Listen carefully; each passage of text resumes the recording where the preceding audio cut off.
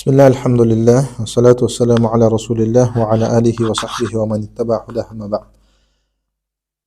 Бүгінгі сабақта иншалла жаңы терминдерді өтеміз. Бірінші термин бұл кәлима. Сөз деген қотырылады, сөз деп қотырылады. Араб тілінде сөздер үшке бөлінеді. Барлық сөздер араб тілінде үш категорияға бөлінеді. Біріншісі исм, екіншісі фи'л, үшіншісі некен харф. Исм деген Мухаммад, раджул, хубз, сабр деген сөздер сияқты. Неше айтқанда бір нәрсенің аталыштары. Бір адамның аты болушы мүмкін, бір заттың аты болушы мүмкін. Екінші фи'л, бұл қимыл әрекеттер. Қимыл әрекеттер. Мысалы, захаба, кетті, яхруджу, шығып жатады, иджлис, отыр. Үшіншісі харф. Харф деген бұл жерде предлог деп қотырылады. Анткени харф деп қотырсаңыз словарда тамға деп шығашы мүмкін. Тамға деп шығышы мүмкін. Бірақ алар тиешесі жоқ бізде. Біздегі азы предлогтор деген майны керек.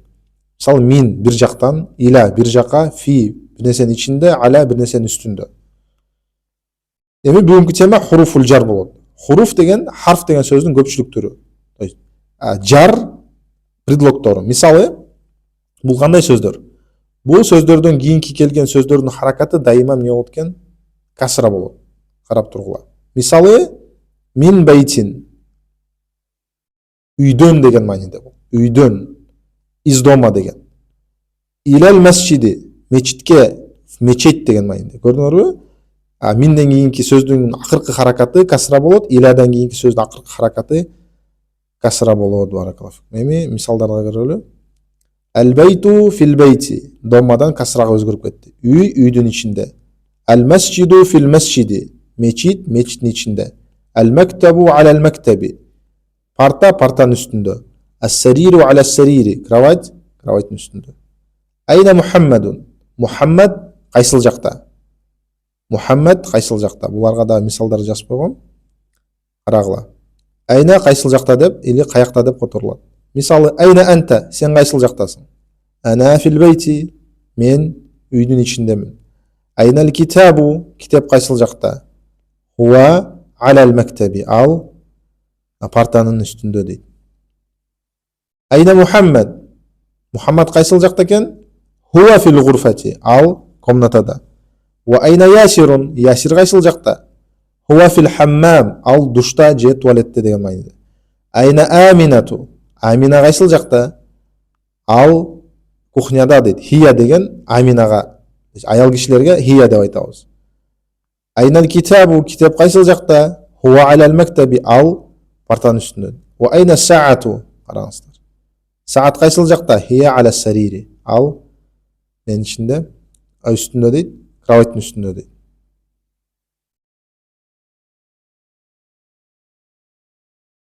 Бұл жерде Амина деген сөздер келді, қараңыздар.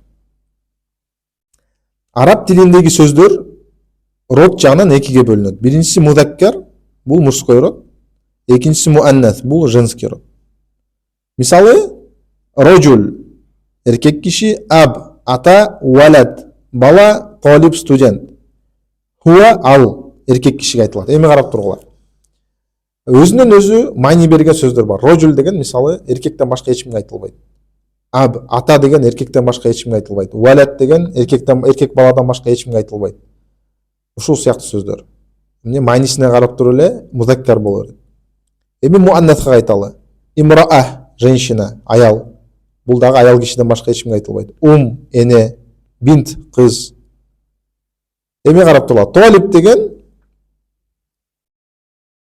ол жерде тұра емес жазылып қалып тұр. Талиб деген студент деген сөз. А біз ошол талибти женский род кылыш үчүн талибах деп та марбута кошобуз аягына. Ошондо ал не женский род болуп кетет. Эгерде та марбута келип атса сөздүн аягында, анда ал женский роддун белгиси, то есть муаннастын белгиси. Хуа ал, хия ал, аял кишиге.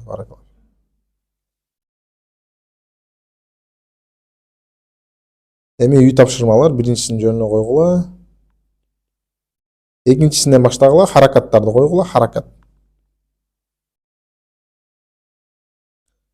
Домма же касра кыласыңар.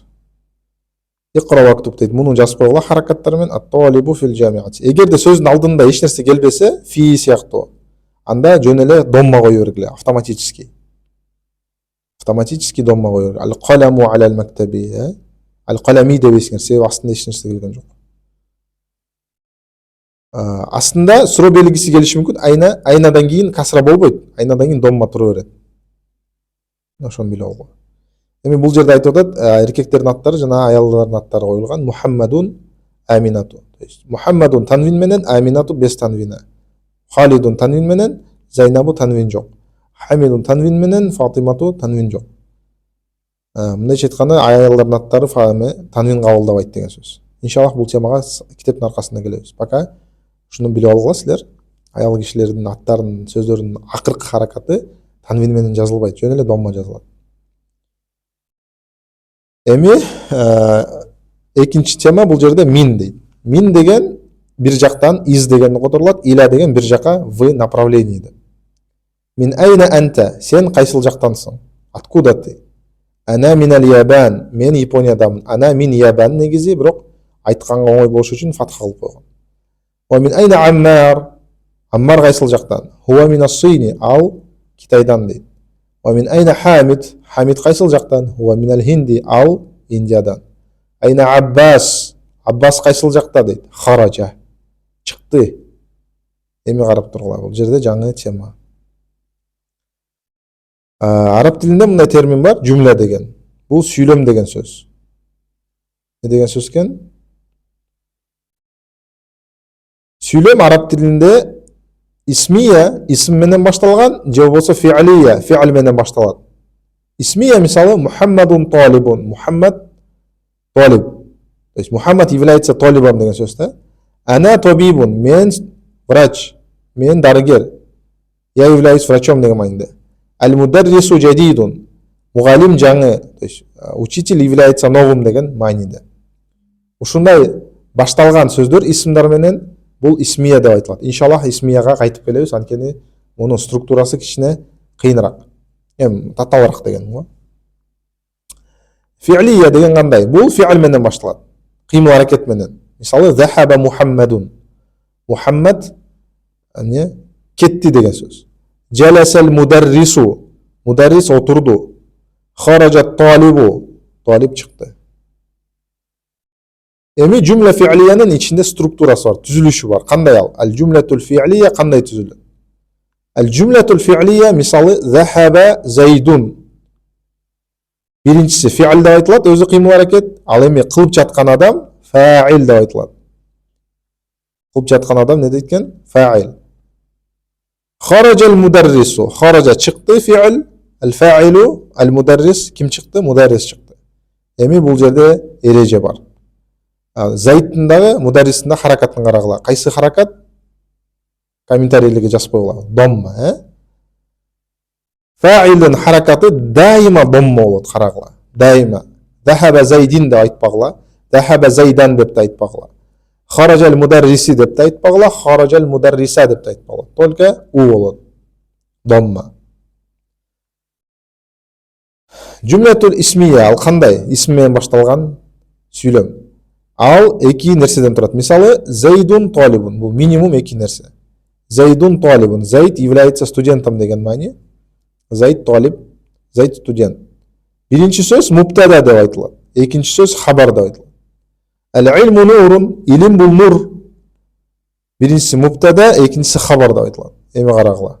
Бул жерде чоң эреже бар. Муптада менен хабардын харакаты дайма эмне болот экен? Домма. Зайдун талибун. Ал-илму нурун, экөөнүнкү тең эмне? Домма. Эч качан Зайдан талибан, ал-илма нурин деп өзгөртпөгүлө. Только домма болот. Эгерде бир нерсе муптада болсо, анын харакаты домма болот. Эгерде хабар болсо, анын дагы харакаты домма болот. Бул жерде хабар, муптада деген бул главный лицо, сүйлөмдөгү эң башкы мүчөсү да, эң башкы мүчөсү. Хабар деген анын маанисин толуктаган сөз. Иншалла да келечекте кененирээк айтып берем. Хаража чыкты дейт. То есть ал чыкты деген мааниде да. Айна захаба, кайсыл жака кетти? Захаба илал мудири. Ал деген сөз бул жерде айтылбай калат. Захаба деген сөз өзү ал дегенге далил болуп турат да. Ал директорго кетти. Wa ayna dhahaba Aliyun. Көрдіңдер ме? Домма менен. Жана Али кайсыл жакка кетти? Dhahaba fi'l, Ali fa'il. Ошол себептен домма турат. Dhahaba ila al-mirhad, yani huwa al кетти деген сөз. Dhahaba деген сөз өзү ал кетти деген маанини берет. Туалетке кетти дейт. Баракаллаху фикум. Суроолор болсо комментарийге же личкама жазып койгула. Ажиб анил асилатил атия, жооп бербей койгула. Экинчиси домма менен же касра менен жазгыла, харакаттар менен. Окуу жана жаз дейт, харакаттар менен жазасыңар. Хаража не дейбиз? Хаража фи'л, ат-талиб фа'ил. Фа'илдин харакаты всегда домма. Хаража ат-талибу. Түшүнөрбү? Хадижату минас-син ва наам. Бул жерде могу харфул жарларды коюп койгула дейт, арасына коюп койгула, харакаттар менен жазып. Фи ала мин иля мин хуруфил жар. Харф жарлардан дейт. Бул фи ала мин иля деген сөздөр харфул жар дейт. Аллаху а'лам. Ва субханакаллахумма бихамдика ашхаду ан ла илаха илля анта астагфирука ва атубу илейк. Ассаламу алейкум ва рахматуллахи ва баракатух.